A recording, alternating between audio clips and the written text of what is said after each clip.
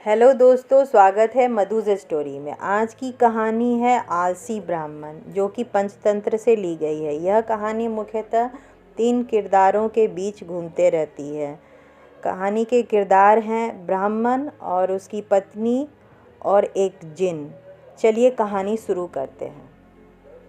बहुत समय पहले की बात है। एक गांव में एक ब्राह्मण अपनी पत्नी और बच्चों के साथ रहता था। उसकी ज़िंदगी में बेहद खुशहाल थी। उसके पास भगवान का दिया हुआ सब कुछ था। सुंदर सुशील पत्नी, होशियार बच्चे और खेत, ज़मीन, पैसे, सब कुछ। उसकी ज़मीन भी बेहद उपजाऊ थी, जिसमें वह जो चाहे फसल उगा सकता था। लेकिन एक समस्या थी कि वह खुद बहुत ही ज़्यादा आलसी था, कभी काम नहीं करता था। उसकी पत्नी उसे समझा कर थक गई थी कि अपना काम खुद करो, खेत पर जाकर देखो, लेकिन वो कभी काम नहीं करता था। वह कहता, मैं कभी काम नहीं करूँगा।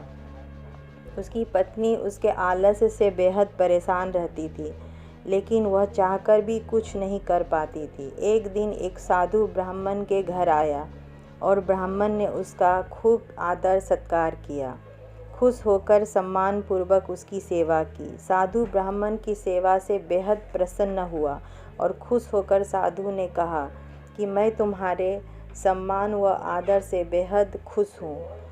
तुम कोई वरदान मांगो। ब्राह्मण को तो मुँह मांगी मुराद मिल गई। उसने कहा, बाबा, कोई ऐसा वरदान दो कि मुझे खुद कभी कोई काम ना करना पड़े। आप मुझे कोई ऐसा आदमी दे दो जो मेरे सारे काम कर दिया करे। बाबा ने कहा, ठीक है, ऐसा ही होगा, लेकिन ध्यान रहे तुम्हारे पास इतना काम होना चाहिए कि तुम उसे हमेशा व्यस्त रख सको। यह कहकर बाबा चले गए और एक बड़ा सा राक्षसनुमा जिन प्रकट हुआ। वह कहने लगा, मालिक, मुझे कोई काम दो, मुझे काम चाहिए। ब्राह्मण उसे देखकर पहले तो थोड़ा डर गया और सोचने लगा। तभी जिन बोला, जल्दी काम दो, वरना मैं तुम्हें खा जाऊंगा। ब्राह्मण ने कहा, जाओ और जाकर खेत में पानी डालो। यह सुनकर जिन तुरंत गायब हो गया और ब्राह्मण ने राहत की सांस ली और अपनी पत्नी से पानी मांगकर पीने लगा। लेकिन जिन कुछ ही देर में वापस आ गया और बोला, सारा काम हो गया, अब और काम दो। ब्राह्मण घबरा गया और बोला कि अब तुम आराम करो, बाकी काम कल करना। जिन बोला, नहीं, मुझे काम चाहिए, वरना मैं तुम्हें खा जाऊंगा। ब्राह्मण सोचने लगा और बोला, तो जाकर खेत जोत लो, इसमें तुम्हें पूरी रात लग जाएगी। जिन गायब हो गया। आलसी ब्राह्मण सोचने लगा कि मैं तो बड़ा चतुर हूँ। वो अब खाना खाने बैठ गया। वह अपनी पत्नी से बोला, अब मुझे कोई काम नहीं करना पड़ेगा, अब तो जिंदगी भर का आराम हो गया। ब्राह्मण की पत्नी सोचने लगी, कितना गलत सोच रहे हैं उसके पति। इसी बीच वह जिन वापस आ गया और बोला, काम दो, मेरा काम हो गया, जल्दी दो, वरना मैं तुम्हें खा जाऊंगा।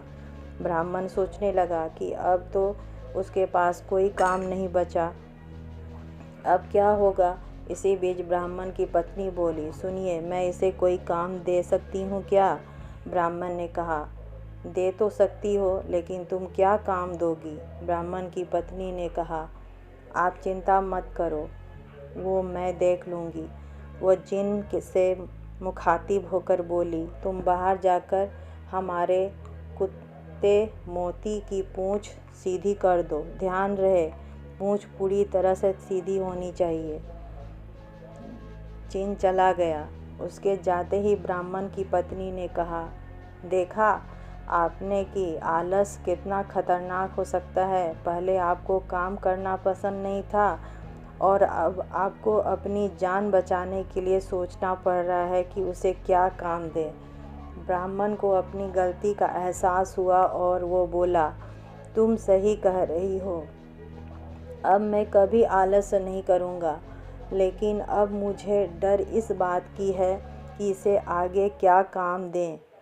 यह मोती की पूँछ सीधी करके आता ही होगा, मुझे बहुत डर लग रहा है, हमारी जान पर बन आई, अब तो यह हमें मार डालेगा।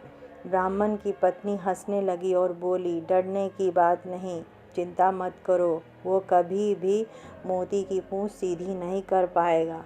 वहाँ जिन लाख कोशिशों के बाद भी मोती की पूंछ सीधी नहीं कर पाया। पूंछ छोड़ने के बाद फिर टेढ़ी हो जाती थी। रात भर वो यही करता रहा।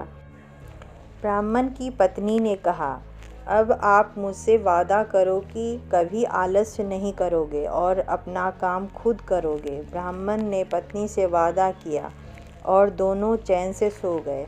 अगली सुबह ब्राह्मण खेत जाने के लिए घर से निकला तो देखा जिन मोती की पूंछ ही सीधी कर रहा था। उसने जिन को छेड़ते हुए पूछा, क्या हुआ, अब तक काम पूरा नहीं हुआ क्या? जल्दी करो, मेरे पास तुम्हारे लिए और भी काम है।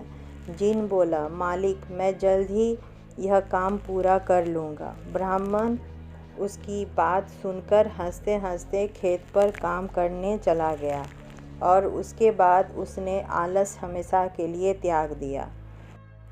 इस कहानी से यही सीख मिलती है कि आलसी मनुष्य का सबसे बड़ा दुश्मन है।